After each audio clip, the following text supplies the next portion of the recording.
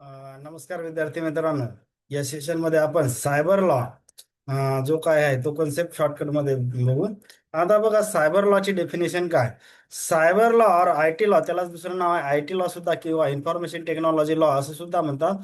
Cyber law और I T law refers to the set of law and regulation that deals with the activities or criminal activities conducted using computers, digital devices and internet. म्हणजे साध्या भाषेत सांगायचं जर काय, cyber law म्हणजे काय, जे काय इलेक्ट्रॉनिकच्या डिव्हाइसेसच्या सहाय्याने कम्प्युटर किंवा इंटरनेटच्या द्वारे ऍक्टिव्हिटी म्हणजे जे काय गुन्हेगारीच्या रिलेटेड ऍक्टिव्हिटी परफॉर्म करतात लोक, त्याला कंट्रोल करण्यासाठी जे काही लॉ किंवा रूल रेग्युलेशन आहे तर त्याला आपण आय टी लॉ किंवा सायबर लॉ असं सुद्धा म्हणतो.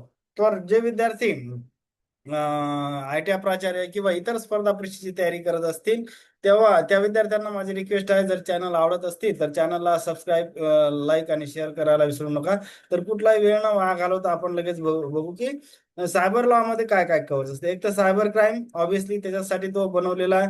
Data protection and privacy, digital transaction, intellectual property असेल, इलेक्ट्रॉनिक्स कम्युनिकेशन म्हणजे ईमेल वगैरे याच्याद्वारे सुद्धा गुन्हेगारी होते ना. तर ती सगळ्या गोष्टी कंट्रोल करण्यासाठी याच्यामध्ये प्रोव्हिजन आहे.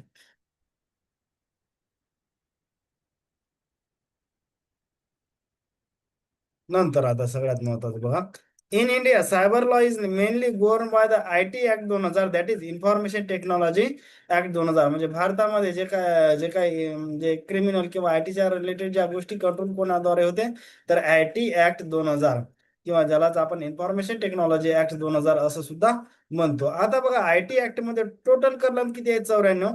चॅप्टर आहेत 13 आणि त्याची जो काही कमेन्समेंट किंवा सुरुवात या ऍक्ट झाली 17 ऑक्टोबर 2000ला. आता त्याच्यामधला इम्पॉर्टंट चॅप्टर 11 नंबरचं जे काही चॅप्टर आहे त्याच्यामध्ये ऑफेन्सेस किंवा गुन्हेगारीच्या संबंधित जे गोष्टी दिलेल्या आहेत ते आपल्यासाठी इम्पॉर्टंट आहे, म्हणून मी इथे लिहिलं की इम्पॉर्टंट चॅप्टर नंबर 11. त्याच्यामध्ये सायबर लॉसच्या रिलेटेड गुन्हेगारी दिलेली आहे.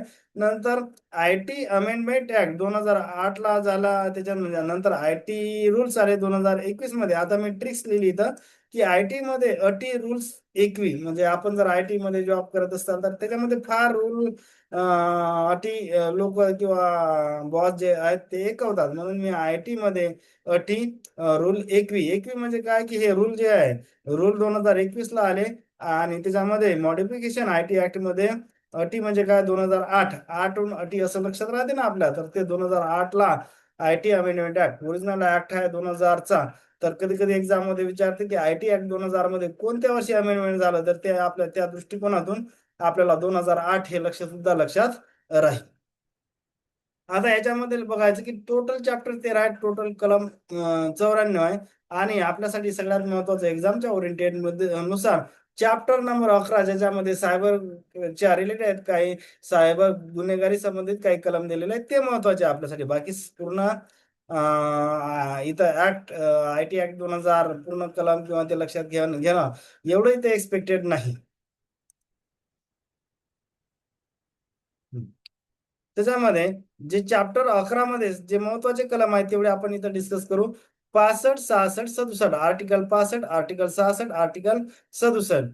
आता मी लक्षात असं टीएचपी एवढंच लक्षात ठेवत असतो. म्हणजे आर्टिकल 66 मध्ये काय सांगितलं, tampering with the computer source document. 66 मध्ये काय, एच वरून सुरुवात होणे, हॅकिंग विथ कम्प्युटर्स. 67 मध्ये पी वरून सुरुवात होणे, publishing information which is of sense in the electronics form. म्हणजे टी एच पी याच्यावरून आपल्याला लगेच कळते की कोणत्या कलमामध्ये काय आहे. हे पूर्ण पाठ करलेलं नाही तरी टी एच पी एवढा जरी कोड लक्षात घेतला. 65, 66, 67. 65 टी म्हणजे काय, सुरुवात टी वरून सुरू होणार. नंतर 66 एच म्हणजे काय, hacking with the computers. P म्हणजे काय, publishing information which is obsess in electronics form. म्हणजे कोणता कलम असेल तुमचा, 67 कलम असेल. नंतर आता आपण डिटेल बघू की 65, 66, 67 मध्ये काय सांगणार. कलम 65 मध्ये आपण बघितलं की टीएचपी म्हणजे टी सुरुवात होणार, tampering with the computer source document. याच्यासाठी इम्प्रिजमेंट जे तुरुंग किती दिलेलं अप टू 3 वर्ष आणि fine or or and fine up to 2 lakh. म्हणजे 2 लाख पर्यंत फाईन किंवा हे दोन्ही सुद्धा. याचा अर्थ ऑर अँड म्हणजे काय की एक तर हे किंवा हे किंवा हे दोन्ही पण असा त्याचा अर्थ होईल. म्हणजे याच्यामध्ये जेलची किंवा इम्प्रिझनमेंट 3 वर्ष आहे आणि फाईन 2 लाख रुपये आहे. आर्टिकल 66 मध्ये आपलं बघा THP मधला टी झाला आपलं tampering with computer source document. त्याच्यासाठी जे काही जेलची किंवा इम्प्रिझनमेंट आहे 3 वर्ष आहे आणि फाईन किती आहे अप टू 2 लाख रुपये. नंतर एच वरून आपलं हॅकिंग विथ कम्प्युटर सिस्टीम. आता बघा त्याच्यामध्ये इम्प्रिझनमेंट अप टू 3 वर्ष आणि फाईन अप टू 5 लाख. आता त्याच्यामधला पहिला कलम आहे 66A, तो ओमिटेड वगळण्यात आलेला आहे. 66B म्हणजे डिसऑनेस्टी. बघा 66B मध्ये काय दिलं, dishonesty receiving stolen computer sources or devices. याच्यासाठी इम्प्रिजमेंट किती किती किती आहे 3 वर्ष आणि फाईन किती दिला 1 लाख रुपये. बी वरून डिसऑनेस्टली एवढंच लक्षात ठेवलं, बाकी पुढचं नाही लक्षात ठेवलं तरी चालेल, उगाच सगळं पाठ करण्यात काही अर्थ नाही.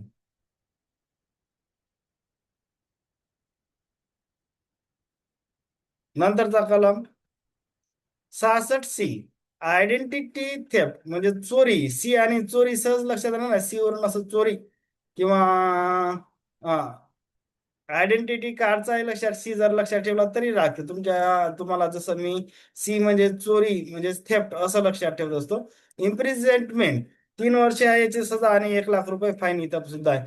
66D cheating cheating of पर्सोनेशन. नंतर त्याच्यामध्ये काय दिलेली आहे, इथं सुद्धा 3 वर्ष जेल आहे आणि फाईन 1 लाख रुपयाचा आहे.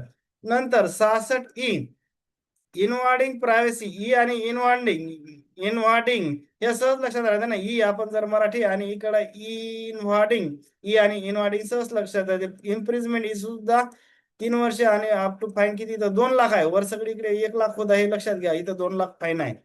सगळ्यात महत्वाचा कलम ज्याच्यावर प्रश्न येऊ शकते 66F सायबर दहशतवाद, सायबर टेररिझम.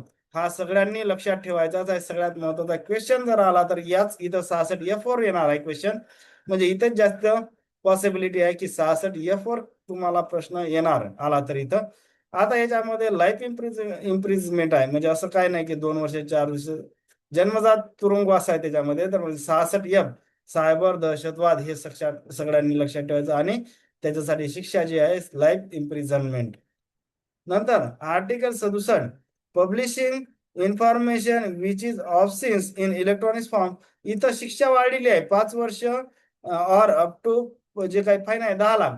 आता जर आपण ऑब्झर्व जर केलं तर सगळ्यामध्ये 65 आणि 66 मध्ये जर आपण ऑब्झर्व केलं तर सगळ्यामध्ये 3 वर्ष जेल आहे किंवा इम्प्रिझनमेंट आहे. म्हणजे इथं आपल्याला 2-3 ऑप्शन सहज करते. फक्त सायबर दहशतवाद असत तिथं लाईफ इम्प्रिझनमेंट म्हणजे जन्मजात तुरुंग आहे तिथं बाकी आहे. आता 67 मध्ये 5 वर्ष दिलेली आहे आणि फाईन किती 10 लाख. आता इथं 3-3 वर्ष आहे 65 आणि 66 मध्ये. फक्त आपण काय बघितलं की इनवॉर्डिंग प्रायव्हसी मध्ये 2 लाख रुपये हे आहे फाईन. बाकी सगळे इकडे 1-1 लाख आहे. आणि याच्यामध्ये सुद्धा किती बघितलं आपण 65 मध्ये 2 लाख. बाकी जे 67 मध्ये आपण बघितला की तिथं जे फाईन आहे हा 10 लाख आणि तुरुंग जो आहे हा 5 लाख आहे. हे लक्षात येणं बरं. म्हणजे सगळ्यात महत्वाचा कलम आपल्याला काय लक्षात ठेवायचं, 66F सायबर दहशतवाद. त्याच्यामध्ये इम्प्रिझनमेंट लाईफ इम्प्रिझनमेंट आहे 4-5 असं नाही, जन्मजात तुरुंग आहे. आणि एफ सुद्धा 66F हे सायबर दहशतवाद संबंधी आहे. हे लक्षात घेणं फार महत्वाचं आहे, कारण की त्याच्यावर क्वेश्चन येण्याचे चान्सेस असतात. होप करतो बऱ्याच गोष्टी समजल्या असतील. चॅनलला लाईक, सबस्क्राईब आणि शेअर करायला विसरू नका. थँक्यू.